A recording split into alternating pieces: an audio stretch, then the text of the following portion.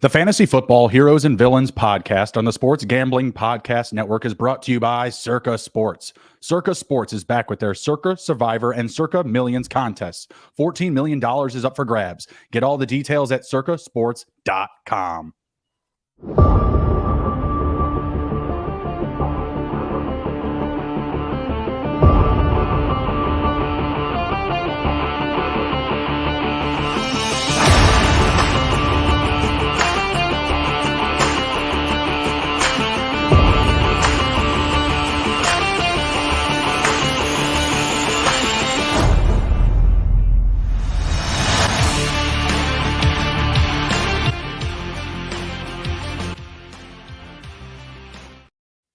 D-Gens assemble. Welcome back to Fantasy Football Heroes and Villains. I am your host, Justin Bruni. Joining me, as always, is Mr. Andrew, the TD King, Raub. And our very special guest this evening is one half of the SGPN leadership, our boss and leader, Ryan Real Money Kramer. What's happening, Krame? Dog. I will say I'm very hyped. The music has me ready to go. Okay. Yes, it's one of our lower toned ones. You know, we got the hype over here at the network, though. You know, we ride with it. We're doing good. How are you, sir? How's how things on the West Coast? Excellent. I'm getting ready to get off the grid for my final summer vacation, and then back to the grind. I'm exactly at 52 drafts, so. Okay, I've been trying to pace myself responsibly, unlike someone here this way. Not me. And by the way, thanks for using the smoothie in the thumbnail. It's important to practice good smoothie health. I know you'll be out in Vegas with me, Andrew, this fall for the FFPC proceedings, and there will be multiple smoothies a day. So I appreciate you representing me that way. I do love a smoothie, so you have to show me the way. Always have to stay on brand. Tonight, we are going to be doing a Best Ball Mania draft. I am approaching draft number 90, but once you get to 90, guys, I mean, not too much left to go here. But that's how you get bullish on guys like, Alvin Kamara, who's about to climb and jump quite a bit. Our boy Deontay Johnson, he's been soaring up the board as well. I think he's up 4 spots at the wide receiver ranking as well. So we got a lot going on, a lot of movement, a lot of shaking in the best ball streets. We're ready to get to it here, boss. You want to peek your head in the draft room here? All right, I'm going to go in. I am going to wear. Oh no, get out, Ryan. I'm not in. No. We're waiting on you. I told you it was going to happen. So there was one spot left, so we'll give it a couple minutes. Okay. I see the chat. The chat's on fire already. People not liking Sean's top every year. People don't like Sean's fantasy takes, and I will say, excited to get together with y'all at the expo here in a couple weeks, because you want to talk about a crowd that doesn't enjoy our takes on fantasy football. We went up there and we're just telling people consistently, look, Zeke is not draftable. This was a couple years ago, like mid-season, right. And these people were very upset with us, told us we weren't taking the expo seriously. Just be careful with any sort of hot take you have, because the laser beams will be full focused. Can we get like a big like jumbotron and maybe just play the tight ends episode on that? Can you imagine one of these spreadsheet guys trying to explain to Sean the sheer lack of volume that Chig will have? I think it's a great idea. You're talking to Chig guys, like we might as well. I love Chig. I think you're talking about the Taysom Hill love that Sean has. No. The Chig love is a little out of control. Number 3 is out of control. Like, I mean, like top 10. He would have finished at 6 last year. 3 is out of control. For as much as Sean will tell you he hates Florio in his takes, he is the Florio of top 10 fantasy lists. All right, I'm going to poke my head back in. Let's see what we got. Oh my God, no. All right, well get out. I'll be done. I'm drafting 2 teams. I was the last one that time. Damn. All right, so now we. No, that's all right. We got lucky number 3. So we're all getting in now. Not to tout myself, but I will. I will be in the bare. Yep, we're at 10 people, 9 people. All right, we're good. I will be in the bare knuckle FFPC challenge after Thursday Night Football. 28 rounds. It includes kickers and defenses. Horrible. and no notes. You're not allowed to do like 0 notes. The board is the only note. So, Those are my favorite drafts, though. I mean, don't get me wrong. Not a kicker, not a defense guy. It's very 1994 of them. But going in, no board, no rankings, no laptops. Give me a drink, give me a cigar. Let's ride. Like that's just fun. Like that's a good time. Well, and you know, some of us have been training, not everyone. So I figure some people out there, not in the streets, is hard. And yeah, I'm excited for that. Yeah, all in all, I think I'm up to. I think it's well over 120 now. I have 30. This will be 89, 90 with a poodle, and then 1 weekly winner and 5 super flex. God dang, son. Did you guys do the bulldog? I think 1 maybe. Like 1. I did not. Let me actually pull up my stuff. This is draft 50 for me, and I'm currently in 3 slow drafts. I felt like putting myself in some sort of $100 one, isn't it? What's that? The bulldog, is that $100 one? That was the $500 one. No. I've spent $500 much more economically. No, I did. I also I did the 2 left. I entered the Dalmatian 2, which was a 3 max. Okay. $101. Yep. And then I did the $10 single golden I did as well. Mm-hmm. And then 1 in the bulldog, which no surprise, it's a Dan Jones Herbert team. So what's your exposure right now? Is it above 75%? Let me I don't want to lie. Don't lie. 75.9. Damn. Right on the nose. Nice work. Right on the nose. I was sniffing it out at about 80%. Those numbers have come down a little bit. That'll work out for you if they somehow magically throw some sort of great deal at Hopkins. That would coming be nice. in as the dark horse.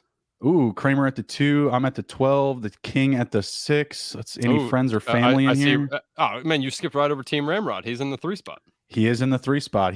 Ramrod, well done. Well done getting in this. He started a new job, and he's been getting up early. So when I called him today and said, "Hey man, we're doing a draft," he said, "Nah, it's cool. I'm going to be in bed." I was like, "Oh, okay. Well, we're doing it with Kramer." He's like, "Well, I mean, if Kramer's here, maybe I'll join." So Kramer, only you can bring in Ginder. You know, I don't mind being the pretty girl. All right, we're getting going here. I see our friend Davis in the chat. For everyone who's in here after our show is over, Davis and Hope do the road to 150. So if you want to be a DGen and do another draft after this, switch over to their YouTube page, which is at Hope Bishop. So make sure you get at them. Is Toby Gerhardt in the XFL? Did he make it a name over there or what? Toby Gerhardt. I mean, how many years ago was he playing? That's been a minute, yeah. So I was wondering, where the reference is there, but is he playing like street ping pong somewhere? That he's definitely playing pickleball. That's what everyone who failed at whatever sport they were doing is doing now. No offense to pickleball. I'm just saying that's what that's basically. Have you played pickleball yet? Yeah, I played pickleball. I'm a failed athlete as well, dude. I mean, it's fun. I'll put my hand up. I played collegiate rugby, and I no longer play a sport. I barely coach a sport. So yeah, fun fact. Barely coach a sport. I was training my kids, and I popped my hamstring a couple weeks ago. So I'm first time I'm publicly speaking about it because I didn't want to create any excuses for the expo. If there's any, I don't want to hear any excuses at the expo. There will be no excuses. 15 miles of backpacking is going to happen over the next couple of days. So, wow, I'm checking in with the hamstring. We'll see how. So, if you guys haven't been on the socials, I'm a entered fatherhood. I'm in the girl dad club, and while I'm not backpacking 15 miles, up a mountain, I am going up 15 miles up and down my townhouse, to help out the wife. So, 15 miles, Kramer. That's training. That's pretty good. And you said that's what, over 2 or 3 days?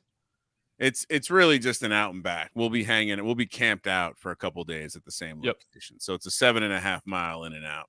Okay. Nice. Yeah. Nice. I said I used to do a lot of hiking on the Appalachian Trail up here and do some camping along the trail as well. But I mean, the most we ever did was 6 in, 6 out. So 12 in 24-hour stretch. And the trick is we got we have 3 days of food. So we're coming in. Nice. We're coming in hot. A lot of bacon or what? What do you bring on that trip? All MREs, all dry food. So there you go. That's an easier pack. All dehydrated. Yeah. We once carried a full cooler full of beer and ice 4 miles back on the Appalachian Trail, which if people haven't been on that, is extremely rocky. So yeah, you want to talk about a bunch of degenerates willing to carry this thing 4 miles back. It's funny. I have memories, and it seemed like every backpacking trip we went on, at some point, someone's dad pulled out a 6-pack of beer and they anchored it in a river. And like looking back, those packs were metal framed, like not nice, not light at all. And there was always a 6-pack of beer that came out and was getting cooled off in some mountain water. Absolutely phenomenal athletic achievements. Jesus. Damn, that's rough, Jake. That's rough. It makes me not want to pick up pickleball. I play hockey, so I don't want to test it, but I haven't played pickleball since I was like legit in high school. And man, then it's fun. It came back. Like people are talking about it all the time in social media, and huge. How the war against pickleball and all this. So I'm just like, man, I would play it. Like I don't play it anymore. It's a fun game for a kid, fun game for a senior citizen. So I will say that the nightmare for any like rec league adult athlete is tearing your ACL. Yeah. Then you have to explain that you tore your ACL doing some recreational activity. And you'll maybe even try to say like I've heard a lot of people say they're semi-pro in pickleball now, which is just a way to say that you play pickleball a lot and you get hurt and you need an excuse as to why you got hurt. Mm-hmm. Well, that feels like saying like you're a semi-professional like cornhole. Like, yeah, I haven't made it on ESPN yet, but like, me backyard and a couple of brews, like it just, endless, just undefeated. Crush. Yeah. Yeah, that was the part of PE that was like lifelong sports. Like archery was also like the chapter after that. We were hitting targets and whatnot. So bowling, I believe, another lifelong sport. You can play it at any age. Yeah, bookended by pickleball. They stopped archery at our high school once we realized that it was much more fun to shoot the arrow in the air and see if it was going to hit somebody. They quickly stopped that. Yeah. No, not my PE teacher. The guy that was like running that was like a premium like deer hunter at our school. He was all he was all serious. It was all business. You try something like that, you're not going to pass driver's ed, which he also taught. Who snaked T. Higgins from me? That wasn't an optimal strategy. You're all in on that stack, or if you did that, would you also go with Burrow too? I've been getting some naked Burrow recently. No, I would never take. I don't think I would take naked Burrow. That doesn't seem like optimal strategy. Partial nudity Burrow. I feel pretty good about it. He looked attractive. He was at that white party. I saw the way that he was putting himself out there with some. It was almost like a fishnet, but it was white fishnet. It was. Honestly, I'm surprised he didn't catch more flack. I have a picture saved that I plan on using when the season comes. Oh, okay. Oh man, this is an interesting. All right, so I have Jamar Chase, Chris Olave. I was kind of thinking about just going. You know what? Let's do it. Let's see it. Whoa. Okay. That's a little bit up there, I feel. Well, I'm high on the Chargers. I really like the way the Charger build pairs with like a Houston build or one of these kind of depressed quarterback, all the targets down there.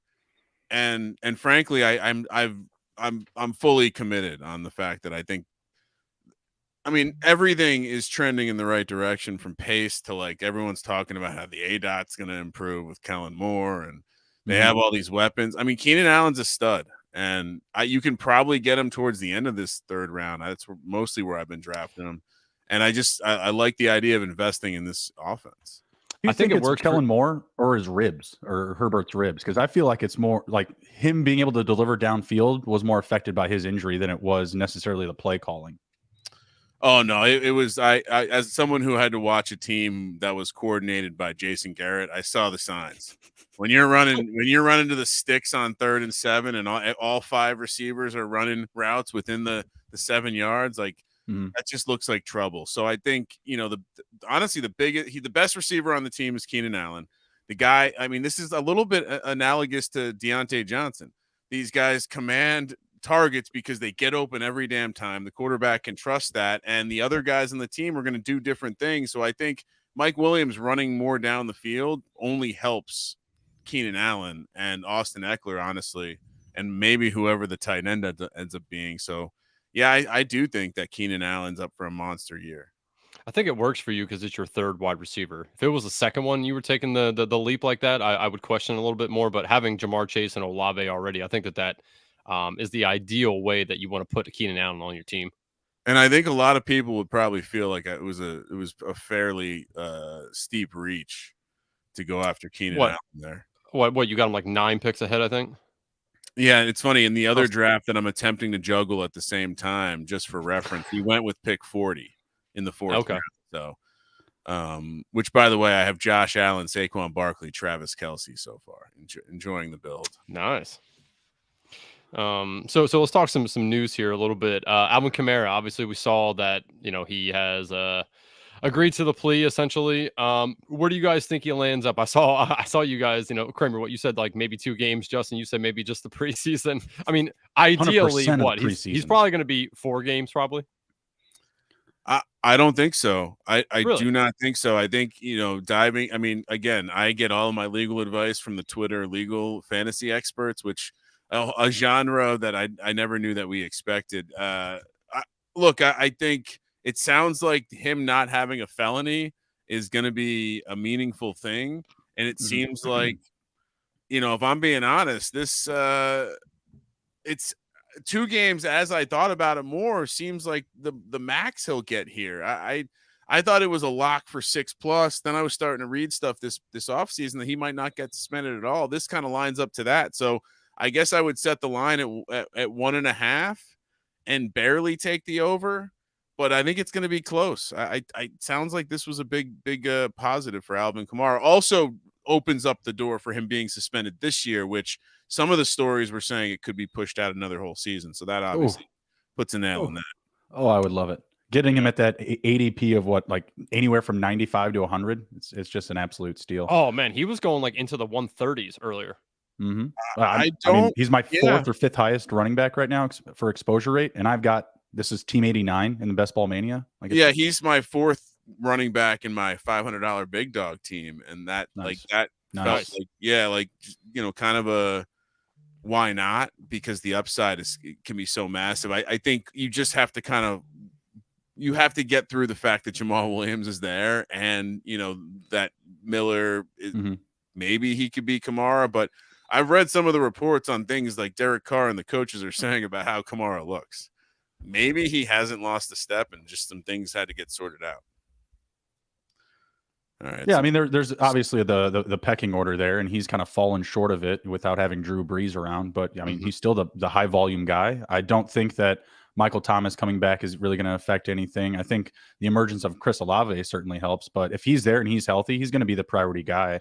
But for me, the way I attacked it was I was probably up to about $500 or maybe like $475 with Alvin Kamara, and then I just hedged that with opposite drafts of like 175 for Jamal Williams, and then another 150 with Keandre Miller. And some of those teams I would just double stack those two, Keandre and Jamal Williams.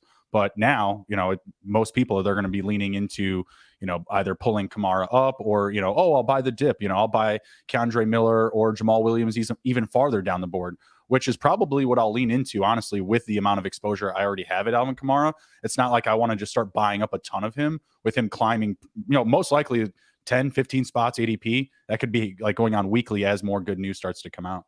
Mm-hmm. It's got to be amazing being a football player and just getting able to murder people and chase them around hotels with weapons and beating the hell out of them. Like, ask Ray Lewis. Exactly. Like Ray Lewis, I feel like the character Ray Donovan was invented from the Ray Lewis story. You know what I mean? Just like the ultimate Hollywood athlete fixer. Like, that's what I was telling people. I'm like, Alvin Kamara plays in the NFL. NFL don't play by no rules. Like, he's going to have people making sure that he's playing football, protecting his bag. Like, videos can be damning, but at the end of the day, if you can play, you can play. I mean, fortunately or unfortunately, Charles Barkley once said, I'm not a role model. And I think to some extent, maybe we shouldn't assume that these guys that we expect to be gladiators are also going to be role models. Right. That being said, we've seen some guys do some bad shit. Alvin Kamara doesn't seem to be all that bad. And I kind of side with the athlete in Vegas when someone's coming at you trying to talk shit, like they want to make their name with you. Mm-hmm. And my rule is if a football player is walking down the street and you fuck with him and he comes back at you, like that's on you. So to some extent, I'm curious to see what actually happened here. Like, again, the video seemed like it was a group situation, but like you said, he's a good football player, so they found a way. Mm-hmm. Yeah, you don't see people doing that to Russell Westbrook on the streets. Like, they see what he does to people on the sidelines. You ain't messing with that dude in a hotel lobby. You know what I mean? I do think like people just are like, you see these prank guys on YouTube. People are getting shot out there because they're just acting like assholes. So I absolutely could see someone coming up to thick ass. Here's my only reference point. I went to college at Virginia Tech when Lee Suggs and Kevin Jones were there. If you remember Kevin Jones, a bit of a bust with the Detroit Lions first round pick. He was honestly as thick front to back as he was side to side. If you were to mess with that man, like he could put a lot of force into you. And so I don't understand why someone will put themselves in that kind of situation. Well, the guy's going to get paid $100K. So dots are connecting for sure. I mean, that's the whole like added, like, would you take $1 million to get punched by Mike Tyson? Like, yep, I would. I would take the liver damage. You know, my kids can have a nice life. You know what I mean? Like, doesn't have to do with me. my family's going to be set, but yeah, I won't have a liver. Oh man, I'll tell you what, the wide receivers have been taken up pretty hardcore in this draft. Kramer went 4 straight. I went 3 straight. Jay, I don't know. The 4 spot went 3 straight. Like, there was a big run early. Sharps all over the board. Indeed. I've been able to get Jerry Jeudy as like my 4th receiver. I was stuck with him as my 3rd in this one. I definitely haven't drafted him enough. Yeah, correct. Again, he's on the top 10 list of players that led their team in red zone targets as well. I think he was around like 30% of his team's red zone targets, so he made the top 10. Good guy to draft for sure. Let's transition over to D-Hop. So just quick little synopsis for you guys here. I believe the teams that are still in it, and again, we're going to put an asterisk beside the Bills because I think that there was some information brought out today from D-Hop about, not wanting to necessarily ring chase, but the Bills, the Chiefs, the Browns, the Patriots, and the Titans. Any thoughts on where you think D-Hop is going to end up? It's hard to judge the motivation right now. Like you said, like, is it money? Is it ring chasing? He's talking about being able to play for like another 6 or 7 years. He said when he's not 1,000-yard receiver, which I thought on Twitter was funny because somebody pointed out last year he didn't get 1,000 yards. Yeah, I mean, it does seem like I'm starting to be more confident in my drafting him as if he's on the Titans. I do think part of this is he's looking for a better opportunity. Mm-hmm. But boy, I am starting to buy in with like that team. You got Derrick Henry, you got D-Hop, you got Treylon Burks, who by all accounts is looking great. Becomes pretty interesting. I mean, Tannehill, that's a whole team of disrespected dudes in a division that is not exactly filled with anything that scares you too. It's Trevor Lawrence. Trevor Lawrence is a massive favorite. That's something I'll bet against all day. And so, yeah, I think that's probably if I had to bet right now, that's the landing spot. Doesn't it feel a little reminiscent of the Julio Jones signing? Like, I feel like the Julio Jones signing, does give me that feeling like, yeah, they want a win now type of receiver. Like, they're eager for that type of talent and maybe getting a little bit of a friendly contract with an aging player. I think D-Hop is, better than what Julio was going into their roster a couple years back here, but it feels like the same taste in my mouth. Like, I feel like I'm going to get burned if he goes there. It does. The Titans, the Saints are the public team that everyone knows is constantly looking to win now. Mm-hmm. But under Vrabel, the Titans have kind of low key, even with that trade of AJ Brown, it's like they weren't trying to tank. Mm-hmm. And so it's like, otherwise Malik Willis would have been out there and he was too far off. And now you're hearing him as he's clearly outplaying Will Levis, which, so now it's going to be Ryan Tannehill, and that guy's in win now mode. So, yeah, I think kind of makes sense. So that's crazy. Obviously, the Malik Willis, Will Levis situation, he's going to get cut. Yeah. While we were talking about Vegas, I did want to mention to our listeners about Circa Sports. Circa Millions and the Circa Survivor are back. $14 million in guaranteed prizes up for grabs. Circa Millions is 5 NFL picks against the spread each week. Circa Survivor is just pick one different moneyline winner each week. You must enter in Vegas. You can play from anywhere using a proxy. Sports Gambling Podcast will be out there the last weekend in August. Go to circasports.com for all the details. That's circasports.com. Let me ask you guys, if you won either of these contests, what would you do with the money? Well, we have confirmed with Derek that you can accept the prize in chips. So I would full DGen mode. I would probably do that to start and, see where we go. I can always cash out, as they say. Oh, I love it. I love it. Justin, what about you? Outside of told you this, nothing. I know. Yeah. I told you nothing. You're just going to ride out. Yep. I'm going to go get a job at a grocery store. Great answer. Kramer, anything to tell the nice people about when you guys are out there for the last weekend in August? Anything going on? Yeah, we'll be hanging out down at the Circa. I think it'll be my birthday too, so we'll be celebrating my birthday, which means maybe a smoothie with alcohol in it. Nice. I think we'll be out there. I know they're gonna have some names out there. We'll be on like a radio row hanging out, so definitely stop by, say what's up. It's gonna be a good time and get signed up. I will say, so I've already had some people come to me and say, hey, is the proxy situation scary? No, it's not scary. It's not scary to meet. It's not scary to meet a random guy, sign up for a contest, and give him money and never see him again, and him be responsible for all your picks. Totally cool. Been doing it for well over a decade. Totally cool. That sounds just like the gambling, but Uber, like the Uber of gambling. Exactly. You mean I'm going to get in some stranger's car and they're going to take me to work and not their basement? Rubs the lotion on the what? You know what I mean? Like, Justin, wait till you find out they have a service like that for kids. You really got to wait, what? Yeah, exactly. I trust this. I trust kids. Yep. Well, I'm using a reputable proxy, so I'm not worried about it. I already have the appointment scheduled, and I figured this is my one shot to potentially, if I win anyway, get a picture with Kelly Stewart, which is Kelly in Vegas from Barstool. So I will be signing up with their proxy. Not sketchy, of course. Oh, okay. Going to the big one. Nice. I like that. Yeah, I got ulterior motives to the whole thing. Oh, okay. All right. So how are we liking our teams? It's different.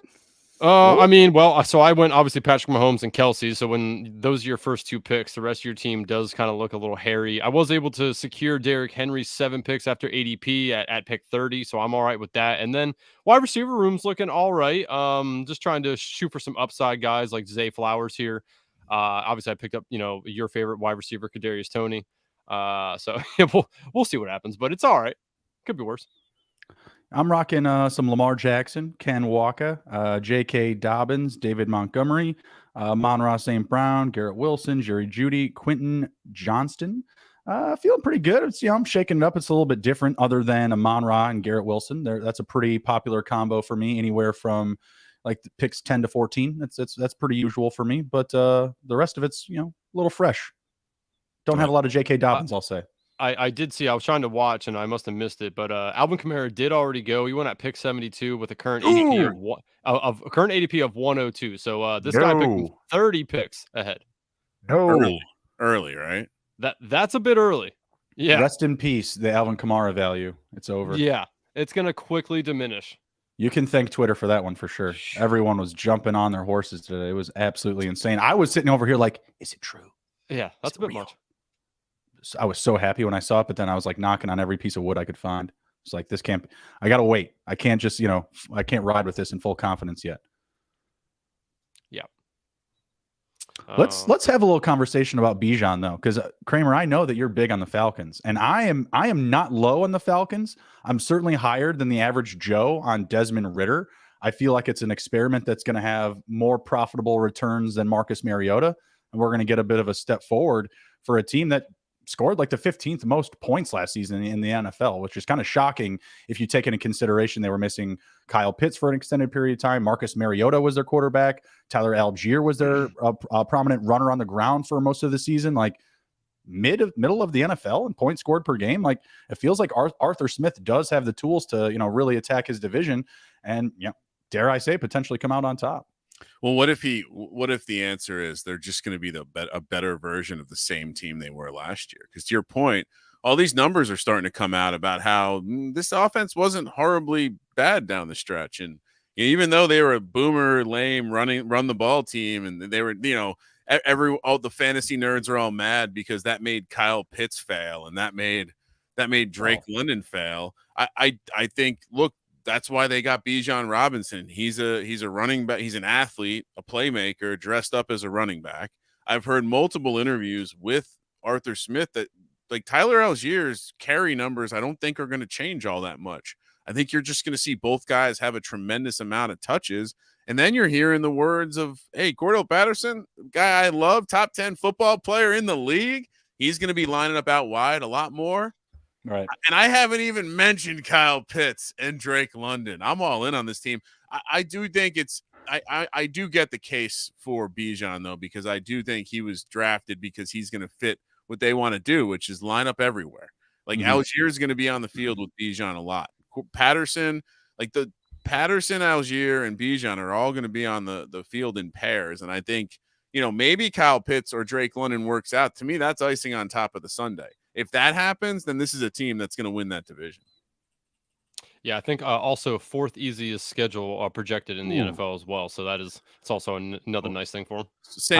Saints are projected to be easier though. So that's, I also just want to point out, I know it's not a sexy name to call out, but I've still been banging the drum for him, is Matt Collins. He was, I believe, #1 for PFF for wide receiver blocking grades for a team that we expect is going to run a lot. Chess piece move, good football move. No, not anyone you're excited for in fantasy or anything like that. Although I don't hate him as like a last round pick if you're stacking the Falcons, but I do feel like they've built something up this offseason. I feel like the team's going to get better, and the mediocre numbers that they put together last year were better than literally half of the league. So I think one of the articles I did first week team totals, I took them over 22.5 points week 1. So, and let's stay in the division real quick and switch over to the Saints, because Saints have the #2 easiest schedule in the NFL. And if you guys don't know, from week 7 on, they have one outdoor game, and that's week 17 at Tampa Bay. Every other game is in a dome. Love to see that, right? That is fantastic for fantasy. Was the Buccaneers the team that Alvin Kamara put 50 on? I can't remember. Yes. Because that's a heated matchup. I got to look that up. Yeah, I'll have to do the same, because we were getting into it last year, and then whether it was week 17 or week 18, me and Brad, he's one half of the Dynasty podcast, him and Dave Heilman, and we were going back and forth between Alvin Kamara and Jerick McKinnon, and I was like, dude, like you can't start Alvin Kamara this week. Like he's like, well, but what about the 50 game? What about the 50-point championship game? I was like, it's not that season. Like that season's over. Jerick McKinnon did go on to outscore him that week. Prideful shout out for myself, shameless. But at the same time, like there's always that vibe with Alvin Kamara, right? Like he can always be that guy that can have like the biggest ceiling or the highest spike weeks. So, again, love the value. Don't love him at the pick, whatever this guy took him at, 72. But I mean, there's a lot to like here. And what'd you say? After week 7 or their last 7 games? No. After hold on, let me confirm that here. Yeah, so week 6. No, I'm sorry. So from week 6 on, because week 6 they play Houston, then Jacksonville at home, at Indy, Chicago at home, at Minnesota, bye, at Atlanta, Detroit at home, Carolina at home, Giants at home, at the Rams, and then at Tampa Bay, which is outdoors, and then week 18 doesn't matter, but that's against Atlanta and home. So yeah, from week 6 on, that's crazy. One outdoor game. And you know what Derek Carr's been playing in? A dome. Yeah. So just looking here, Kramer's on the clock. While we're sitting here, I do want to let everyone know, of course, this show is brought to you by Underdog Fantasy. Best Ball Mania 4 is here. That is what we are currently drafting. And Underdog is giving away $15 million in prizes for the Best Ball Mania 4 contest. Underdog Pick'em is also a great way to get down on your favorite MLB and NFL season player props. So many ways to win on Underdog, and Underdog is available in so many states. Head over to UnderdogFantasy.com and use promo code SGPN for a 100% deposit bonus up to $100. That's UnderdogFantasy.com, promo code SGPN. Oh, I love the running backs I was just able to pick up in these last 2 rounds. Oh, you mean the last 3? Because you were also able to grab Dan Jones, your most exposed player, cranking it up to 76%. It's so hard to not do it. That Waller Dan Jones stack is just so easy.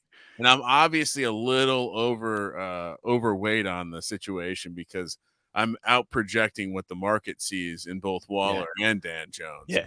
But also just from a roster construction standpoint, you can stack him with two of his receivers in the last 2 rounds of the draft.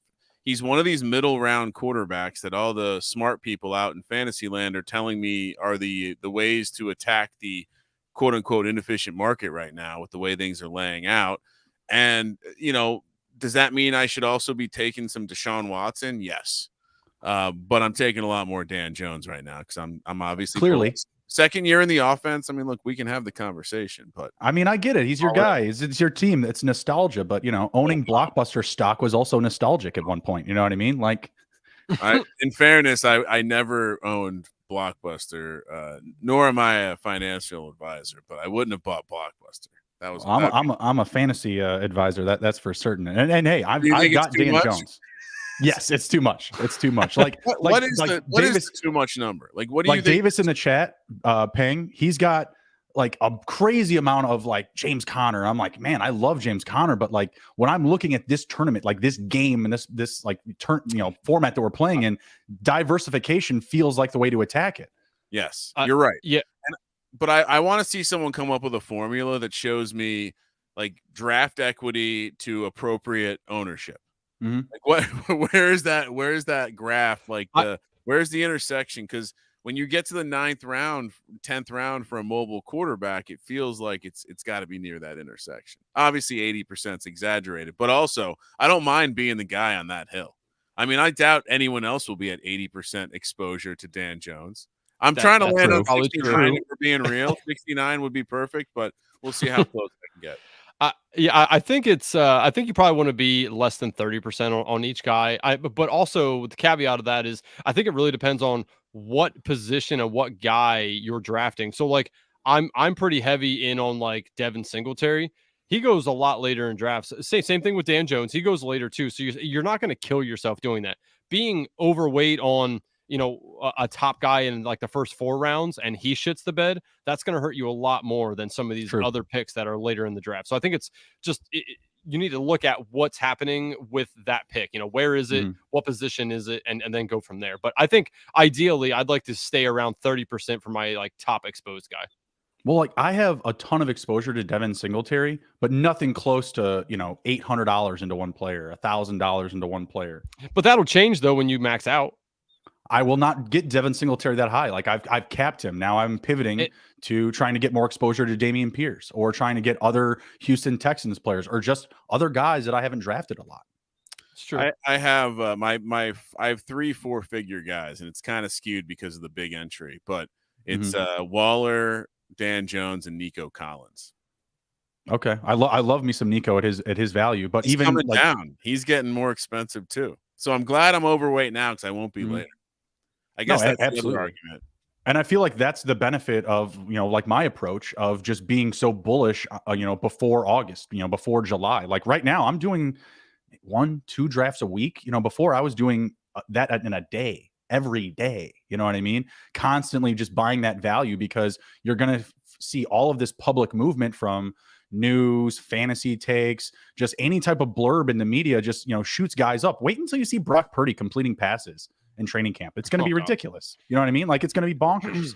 Wait until Gardner Minshew is projected to be the week 1 starter and how many people, taking Anthony Richardson as quarterback 10, 11, 12 are going to be burned. And that's not to say they won't be burned season long, but you're losing opportunity exposure to potential spike weeks through, maybe the first 5 weeks. Yeah. Ouch. Oh, speaking about Tyler Algier, boom. There you go. Yeah. Yeah, I've ended up with a lot of teams where I have Tyler Algier and Patterson. Full disclosure. No, I like it. I like that because they're not going to cost you anything. And Algier, like he still showed that he could get it done. He showed that he was a talent. He could be relied on. So I think that saying he wouldn't have a role is naive, especially for a team that's going to look to run the ball a lot, protect the quarterback by grounding and pounding. Their offensive line is rated top 5 right now per PFF. It's a really good situation to buy in on, and it's not expensive. I have teams. I was showing Andrew the other day. I have a full team of like Seahawks stacks. I have plenty of teams with full out Falcon stacks. Every single guy, Ritter, Pitts, London, Matt Collins, Cordell, Algier, all of them, like everybody. Just in case. I like it. Jay, you never know. You never know. I will say, when I went in doing some very rudimentary review of my teams last year, I think the teams where I went overboard, outside of maybe one or two of the Chiefs ones that didn't really do too well, but I kind of missed on some of the offenses I went after. So yeah, and again, like I looked at the data, you don't want to go more than 3 stacked in for a certain team. After that, it really plummeted down when you got 4+. So stacking 1 player or stacking 2 players with your quarterback is kind of what you want to stay around to actually have a good advance rate. Which kind of surprised me. I would have thought it would have been 3. Actually, that's what I would have bet on. But numbers showed 1 or 2. I'm going with the little finger approach from Game of Thrones. Like everyone is my friend, everyone is my enemy. I hate Christian Watson. I will die on the hill that Christian Watson will be terrible this year. But I've drafted plenty of them. You know what I mean? Like same thing with Dan Jones. I'm not a big buyer, not a big believer, but I have my fair share.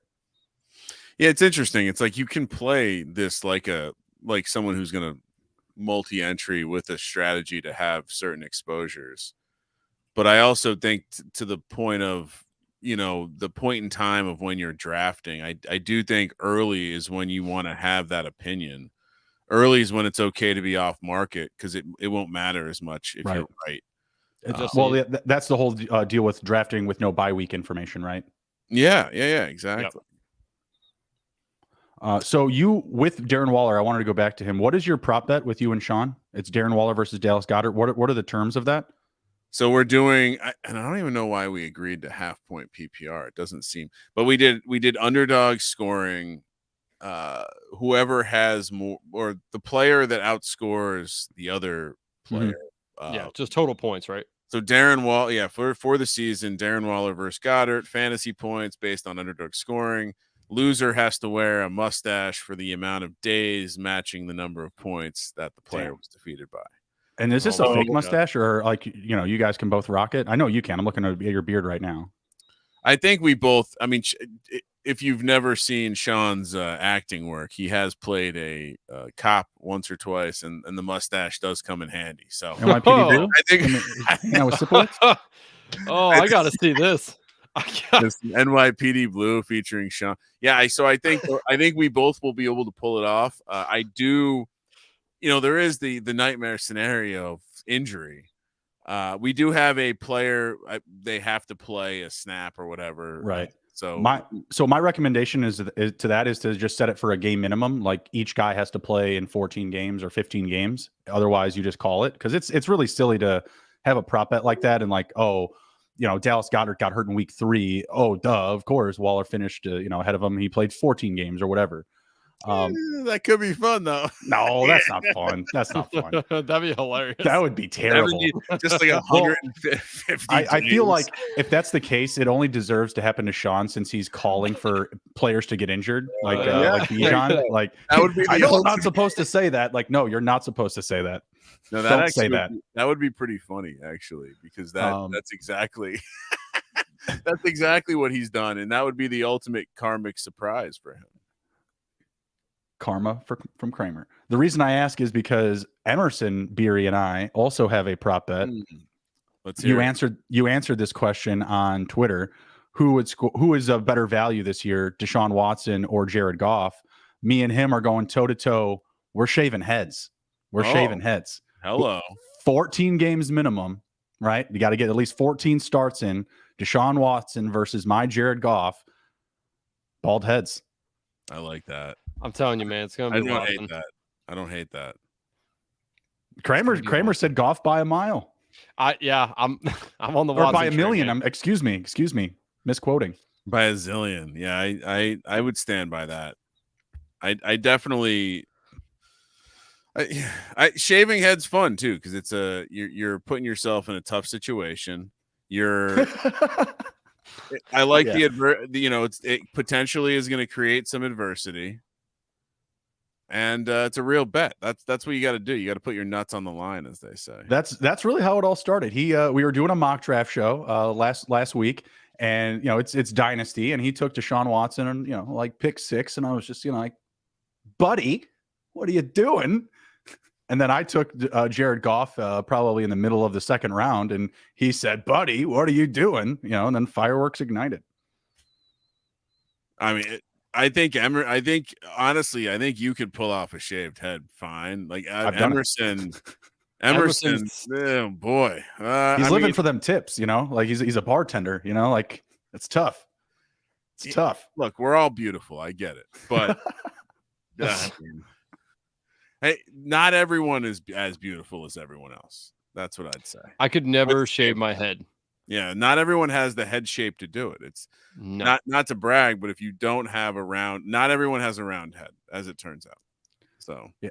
So my last one was DJ Chark versus Devontae Parker, and it was total fantasy points. Or no, I'm sorry, it was total receiving yards for the season. And DJ Chark led the race all year long. Devontae Parker almost missed the minimum games that we had required as well. But Devontae Parker put up like 117 or like 138 in his last appearance of the season to win by like 60 yards. It was absolutely insane. I mean, Justin's already lost a bet to me this year with Marcus Mariota supposedly going to be a starter in the NFL, which unless Jalen Hurts falls off the bus at some point, ain't happening. But that's also a bet that I won last year, so I was just kind of doubling down. Like I won and I stayed at the table. You know what I mean? Like, and I was okay with that. I can't, because I don't root for injuries. I don't want Jalen Hurts to get hurt. Like that sucks. It's not fun at all. Yeah. I mean, as an NFC East guy, if Jalen Hurts gets hurt, I will be sad. It would be really sad. That'd be sad. Well, you know what I mean? Like we're fantasy guys. Like we want our takes to be right. Like it's not like we want to sit here holding the bag with Bruni. AJ Brown. You know what I mean? Like Bruni, what are you doing? I'm sorry. Two tight ends back to back? Come on, man. Yeah. Did you see the first tight end that I drafted, pal? I mean, come on. Oh my! What is? I picked the wrong time to stop. Oh, come on! What the tight ends? Sorry. Sounds like everybody's catching wind now. 4 in a row. 4 in a row. That is not great, Bob. I have Sam Laporta, Tyler Conklin, and Dawson Knox. Like I think it's warranted at this point. The tight end potentially, like 6 or 7. Logan Thomas is still there, so I'll just take him. You have Travis Kelce. You don't need anyone. Well, yeah, but I mean, there's a bye week. Which again, I'll just take Logan Thomas. He's going to be the mini version of Kelce, so I mean, it's fine. You're going to be so mad when I snipe. What about Noah Fant? Come on, Kurt. Sorry. What about Noah Fant, the hidden gem in that deep Seattle offense? Is he going to be part of the offense? I mean, who isn't? I mean, I got a pretty deep group here. Who isn't going to? Well, they have 3 good receivers. They have 2 good running backs. I mean, I asked Reddit today, can this team be a top 5 offense? And the echoing response was yes. Like they finished with the 9th most points last year with just Tyler Lockett, Ken Walker, and Metcalf. Now you add in JSN, you add in Charbonnet. I mean, if Geno Smith is going to be a QB1 again, can they not be a top 5 offense? I mean, at least like when we're considering total points scored, total offensive yards, they finished 13th last year in total offensive yards and 9th in most points per game. Like it's only 4 spots. Like, yeah, what does Reddit know? It is a place for the people. It is a place for the people. Respect the people. They'll bring you down, brother. They'll bring you down. Yeah. I saw someone said no. It was like 7 downvotes in a minute. They just said no. And it was like -7, like 2 seconds later, like 2 refreshes. It was like, oh, you want to see a dead body? So I'm always interested in people's answer here, but just look at the wide receivers left right now. Kramer, after you pick, of course. Any pick, it's still available. Woo.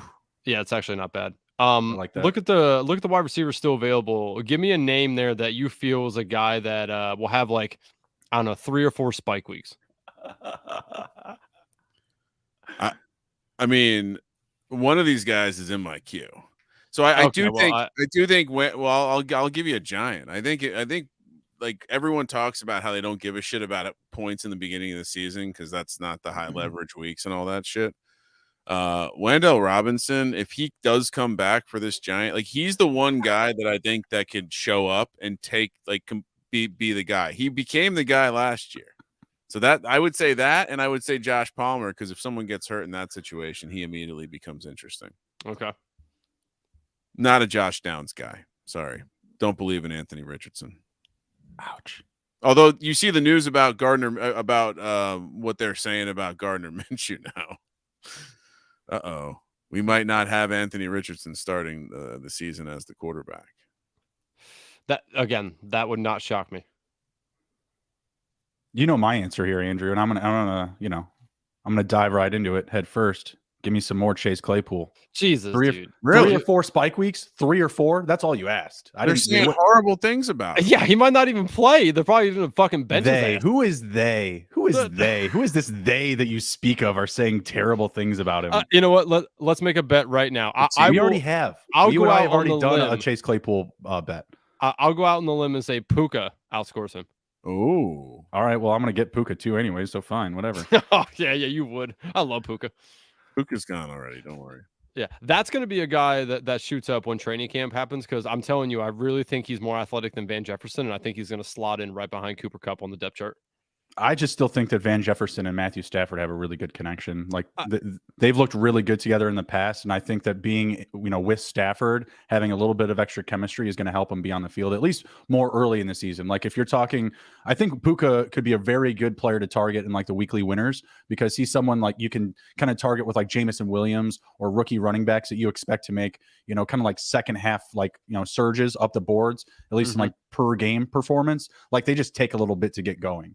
I like Van Jefferson to have probably as many spike weeks as Puka. Okay. I'll give you another one too. I mean, Richie James is going to make, he found a way to get open and be productive for Dan Jones. He's going to do the same for Patrick Mahomes. Just a dog, dog. Going to get on the field. Like everyone's all high on, Sky Moore and Rashee Rice, but they're going to be so angry come week 1 when it's Kelsey lined up alongside MVS and Richie James. Like it's going to be so sad. Because they're going to be able to, because Mahomes is going to be able to trust that Richie James, you know what, I'll just take him. Give me. Well, I was going to take Patterson, but someone listens to the program. Damn, Ramrod. And it turns out I don't need two. I already have a double up with Miami running back, so I don't really need that for the Falcons as well. I took Allen Robinson. Okay. I mean, I think there's a case there that he might be used in the red zone. Maybe not so much between the 20s, but I mean, he's made some. Maybe Pickens is there. That's the scary part, I guess. Yeah, but I feel like Pickens is going to be the downfield guy making those big plays. Robinson's past that now. I think he's just going to solely be used more in the red zone. Now, if anything, Pat Freiermuth is the one who scares me away from thinking he's going to score touchdowns in the red zone. I think that's more a Muth thing, but I'll take the shot on that. Also, I have a stack with Seattle, and they play each other week 17, so nice little correlation there. Okay, I like that. Yeah, I still think Chase Claypool is going to, you want to do that one too? Claypool versus Allen Robinson? Eh? No. I'm you don't want to touch that? Much less confident in Allen Robinson than I am Puka. Neither. I'll take neither in that battle. Yeah, the point that I've made to Andrew Ryan about Chase Claypool is that he's going to be a great blocking asset in that offense that, everyone keeps saying, like, oh, yeah, they're going to be passing all this, this time when they, they don't have the weapons to do so, even though they do, or they're not a big passing offense, so they won't be a big passing offense. All right, fine. They're going to run the ball a lot. That means Chase Claypool is going to be on the field a ton. So, all right, I'm in. Mooney, Claypool, Moore, also all receivers that have taken handoffs and carries and end around reverses, guys that you can plug in all over the field. These are fair points. It's true. All right, let's go through our rundown here. Let's review the teams. Let's start with Kramer. He went at the second spot. All right, we got it does look pretty. Running backs are a little sketchy. Dan Jones and Kenny Pickett, which I mean, talk about two guys I love. Throw CJ Stroud in the pile, and those are probably my 3 top quarterbacks this year. Then we got Alexander Madison. All right, so how do you say A-Chain's name?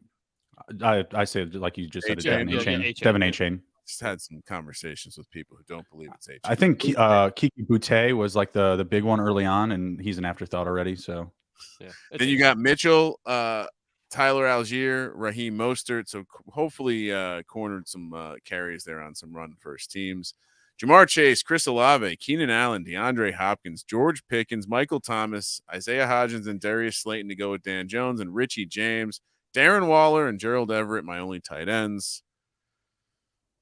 If I was watching the tape, I wanted to get Taysom Hill on this team and go Derek Carr, but when that didn't happen, the wheels really fell off. Probably need an extra tight end.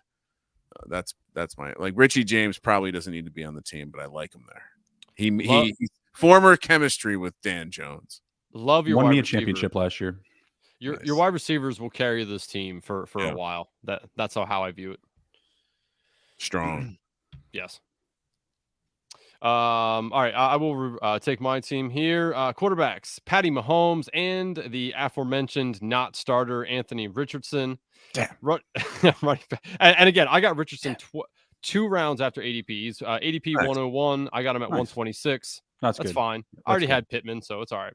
That wasn't happening a month ago, so that's excellent. No, yeah, I'll take it there. If he fails, it's fine. And I took him with Mahomes. It's not like I needed him anyway. Mahomes is the only quarterback that I've actually drafted one quarterback. So I was all right if I had to do that again. But running backs: Derrick Henry, and then a plethora of fuckery: Zach Charbonnet, Jalen Warren, Deontay Foreman, Gus Edwards, and Chase Brown. So in Derrick Henry, we trust.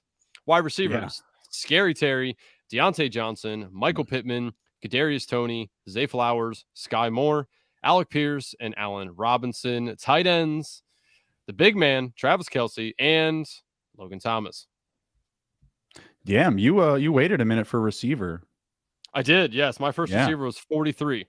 Yeah. Damn, that is not normal of you. But I like the group that you have. I mean, you Andrew, the TD King, also took some Michael Pittman.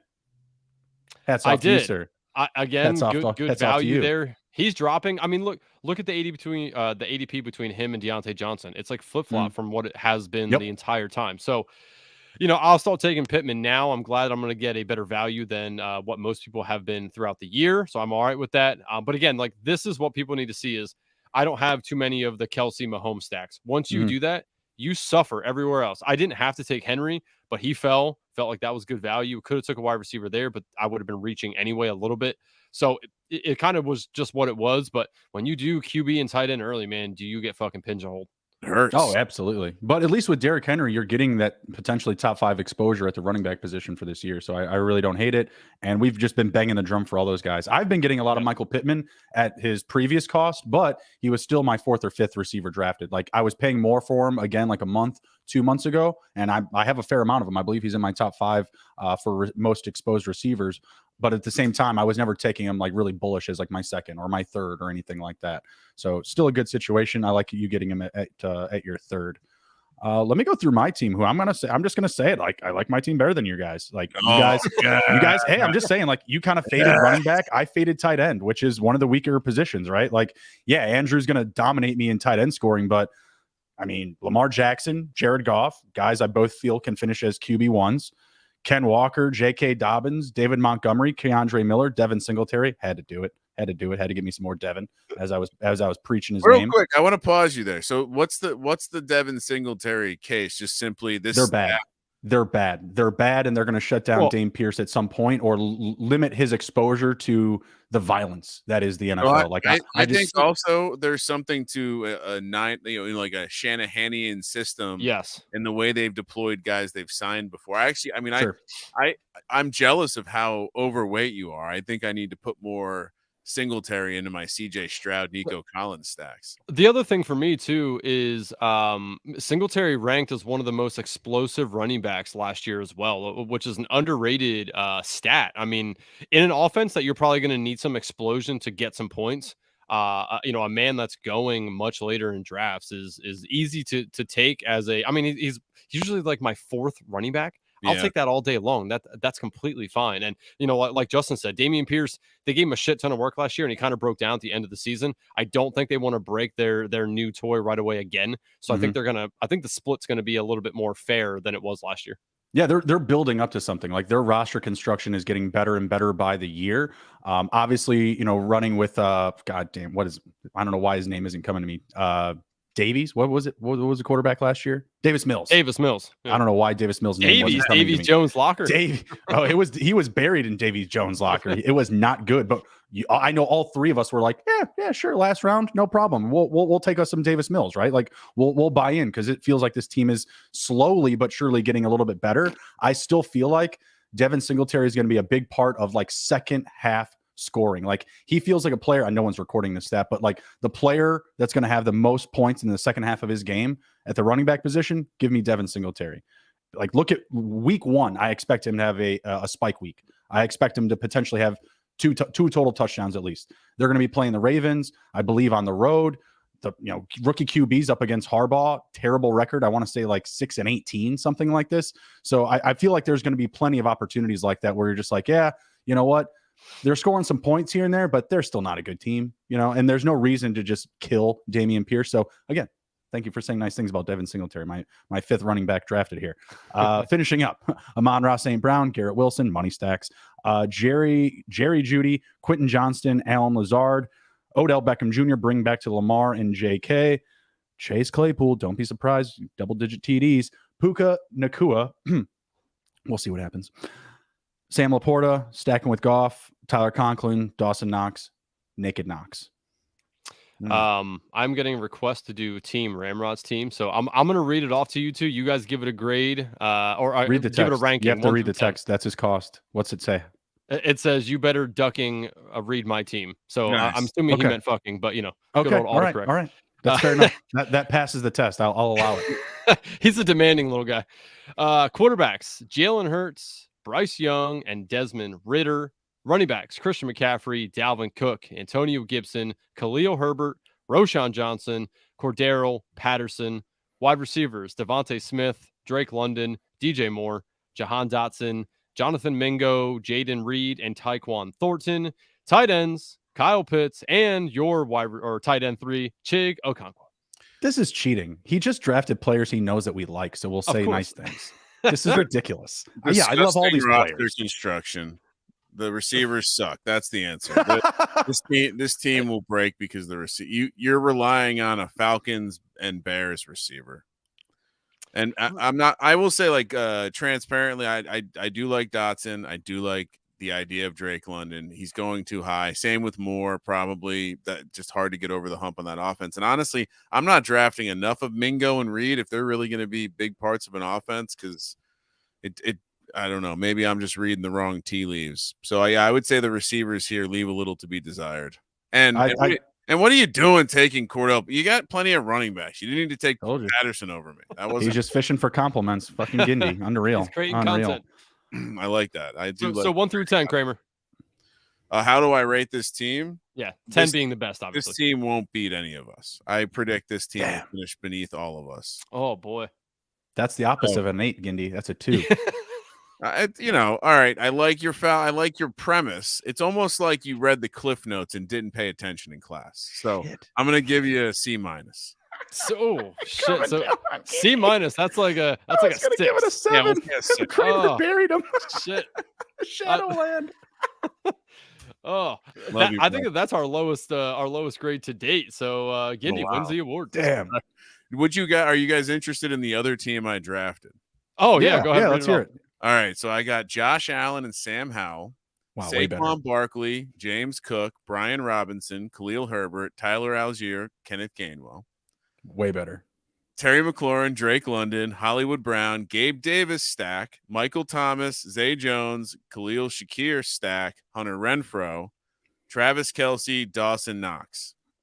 I'll see you in the playoffs. The wide receiver, where did you get Terry at in that? Because I'm curious, because I drafted Terry at 43. 43? Yeah, I had the same. Okay. Jinx, you owe each other a soda. So yeah. So I mean, your wide receivers are gonna need to pull you a little bit, but the Hunter Renfrow pick was the last pick in the draft, and it was intended to be Logan Thomas. Accidental auto draft didn't have Logan Thomas in the queue, but I don't mind. Hunter Renfrow is going to go somewhere and immediately be a part of an offense. I think. Do you think he gets moved this offseason? I think so. Yeah, I think so. I would love it. I would love it. it doesn't seem like they're interested in using him. Like, send him somewhere where he can be deployed. I mean, there's plenty of teams that could use a slot receiver.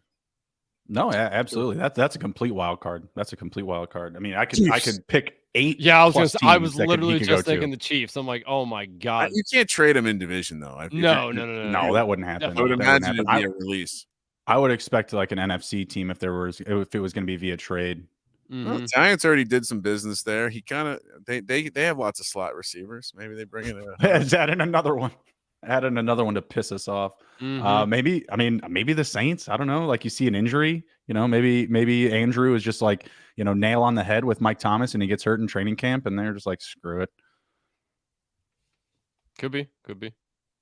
All right, well, let's head out. It was a very good episode, boss. Appreciate you coming on. Good stuff.